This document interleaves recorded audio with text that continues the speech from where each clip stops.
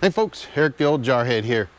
On my last job, I heard a howl in the mill. It wasn't real obnoxious, but it was loud enough that it made me think something was wrong. And when you run one of these mills long enough, you get used to the sounds of the mill. And so after I was done, I felt the bearings on both sides, and the idle bearing was hot. Now, not too hot to touch, but it was definitely hot. I spun that wheel, and it definitely sounded like there was something wrong. So I went ahead, I ordered a bearing, and I'm going to go ahead and swap that out and show you how to do it. And one thing I'll tell you, I decided to do this video because I didn't see anybody online doing them. So I thought, you know, hey, I didn't know how to do one. Let's figure it out. I've done some mechanicking in my life. I think I can figure it out. So join me while I figure this little game out here.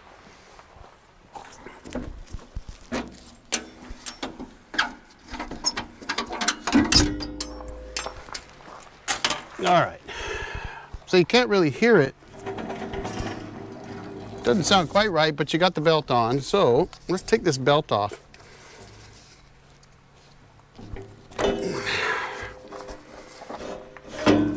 All right, get that out of the way. That doesn't sound right. So we're going to take that off. Now I did get some tools together. This is a 7/32 hex driver. I already tested it out. I know it fits, so we'll go ahead and break this loose. I'll be honest, I cheated a little bit and made sure that it was the right size and then it would break this loose. So we'll go ahead and crank this off. All right, set that aside. Usually I have a magnet around that I put them on, but all right, that's not just going to come off. You might have to have a puller. So we're going to have to try to see if we can pull that off with a crowbar or something. Let's see what happens. I guess a bearing puller would work. I don't know if this will. I don't know if there's anything solid enough to push against here to get this out. So we might have to get some kind of a puller because that's not very solid.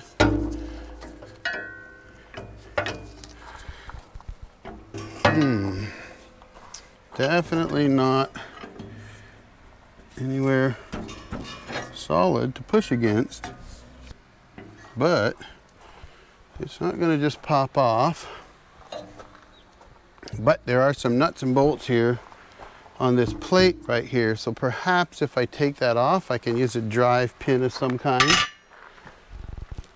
Those look like 1/2 inch.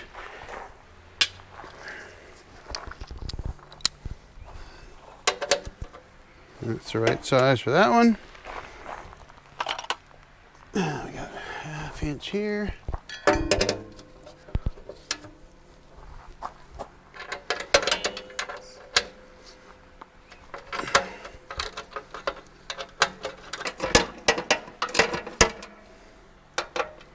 All right, time for power tools.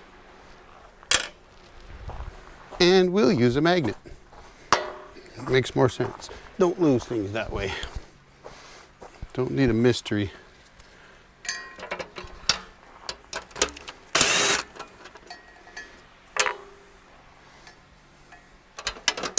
Now, does the plate come off? No, the plate doesn't come out.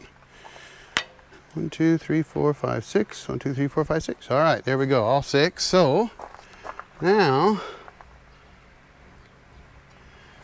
see if we can get a piece of wood and tap that out with a brass hammer.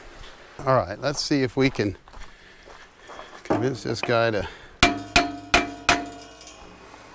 come out.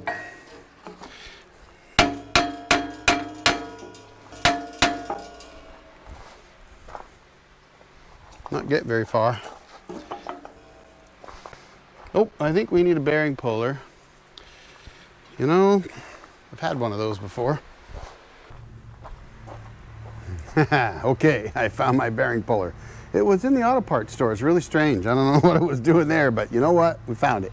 So we're gonna go ahead. I did a little test fit already. Didn't bore you with that. So we'll go ahead and stick this guy on here.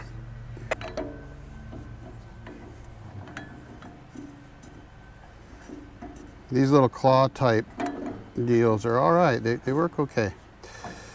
Fiddle them around a little bit. As I like to say, fiddle fart around a little bit till you get them centered. And then take your ratchet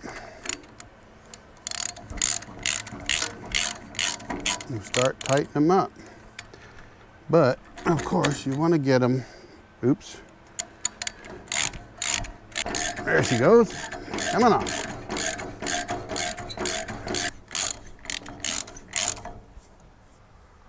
We are at the end of the throw on this thing.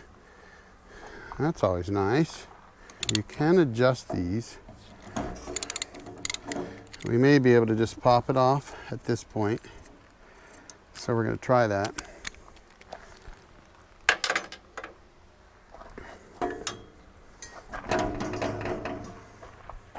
Otherwise I'll have to adjust the puller.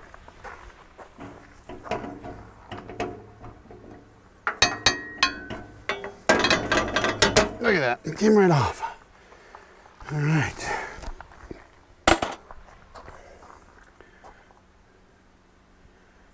Probably needs a little grease to clean up.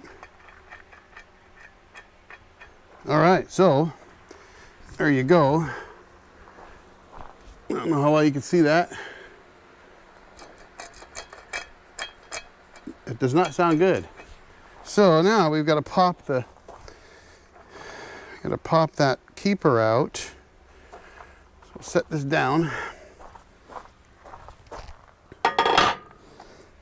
See if I've got a big enough set of clip pliers. All right, well, I found my pliers. They were also at the parts store. Now, I will tell you, I bought these at Napa. They were expensive, very expensive. Got them on sale for 70 bucks. Better work, right? All right, so let's see. Now, these are a ratcheting style. So that means they won't let go. This is going to be tough. And they fell apart. So, the ratcheting part is cool and all, but they already fell apart.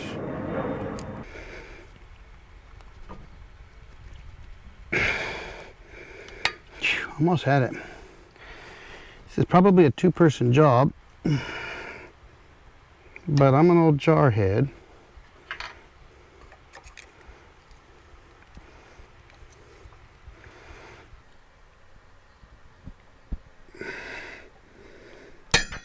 Yay!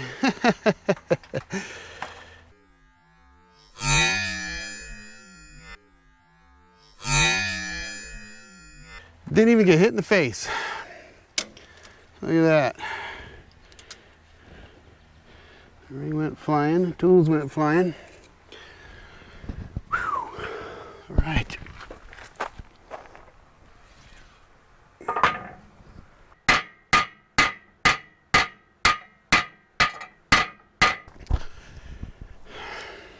I'm gonna have to take this wheel to a machine shop and have them punch that bearing out and clean it up and press fit the new one in for me, I think, because I don't see that I can do it myself. So I'll take this tool back and see if they'll give me my money back or replace it. I don't know that I'd want it again though, because that just broke.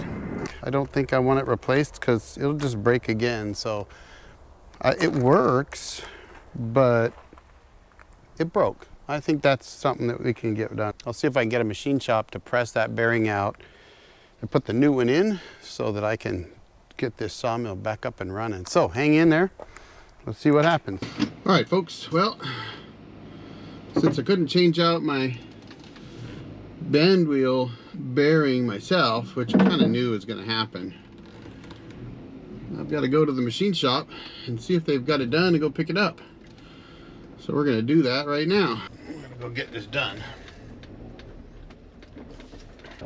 One thing about these Bandwheels is those bearings are pressed on pretty tight, and you know, sometimes with a bearing you can kind of knock it out with a drift pin or something, but most of the time you can't. So you know, you give it a try, you see what you can do, and then when it doesn't work, well, the next best option is going to a machine shop and having them press it out. So we're gonna make that run to the machine shop, see if they got that done for me so I can get the mill back running again.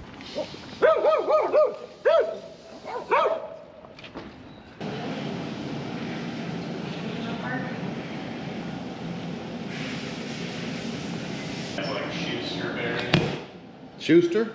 Yeah, I don't have. I mean, I get a discount, but.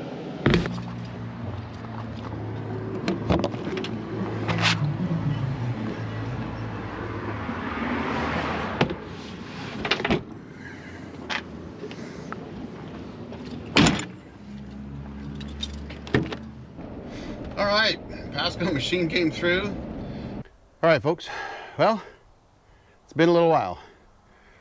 So after taking the bandwheel off and getting the C-clip out and trying to beat the bearing out, I couldn't get it off. And I decided to go ahead and take it to a machine shop. A couple things occurred. One was they were pretty backed up and it was going to take a few days at least to get it done. And we were bumping up against a weekend. We were going to go to the cabin.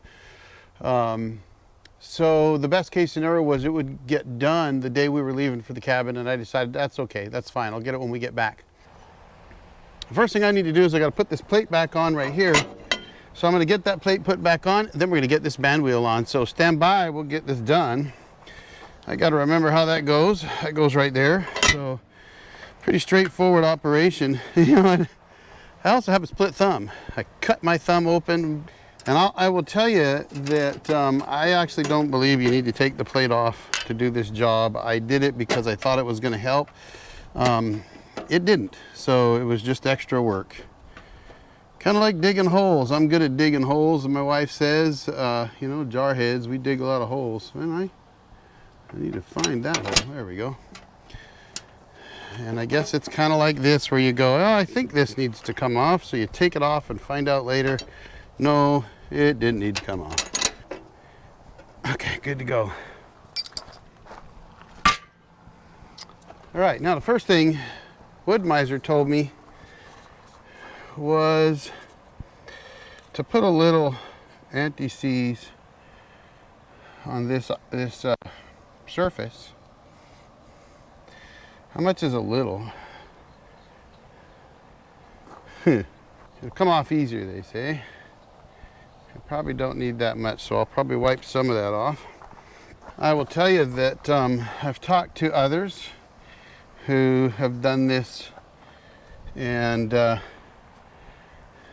were able to do it without having to take their bandwheel into a machine shop. However, I did not have that luxury. Oh, look at that. Sounds good. Now, I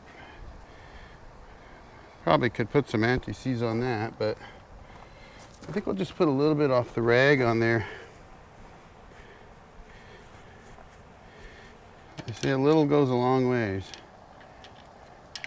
Now, I will tell you that the puller I used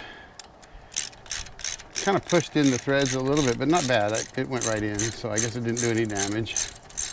I think I read somewhere that these are supposed to be about 150 psi or 150 pounds. But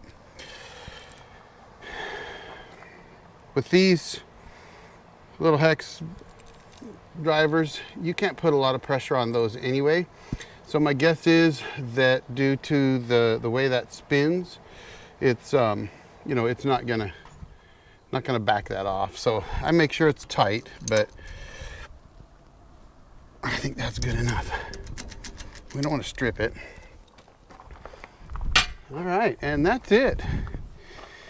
I need to clean this belt off, but we're gonna go ahead and just slip her on. I will tell you, after the noise this thing was making on that job, this is much, much nicer. Hard to do when your thumb's split and you're trying not to split it back open again, huh? There we go. There we go.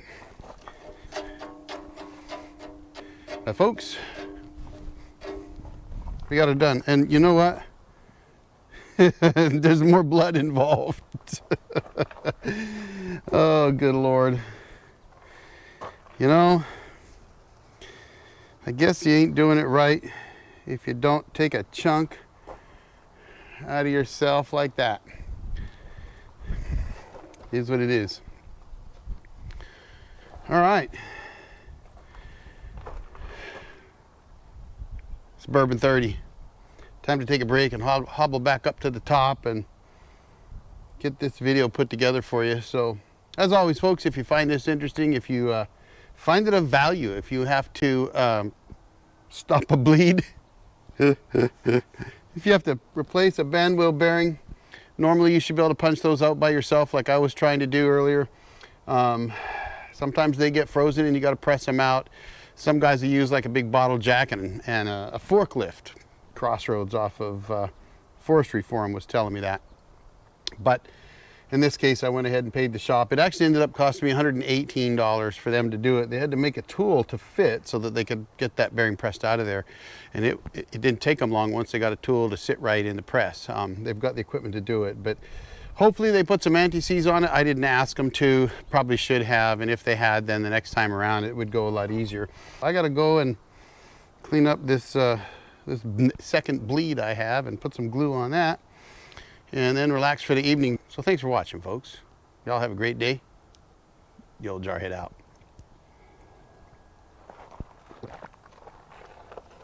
Mmm.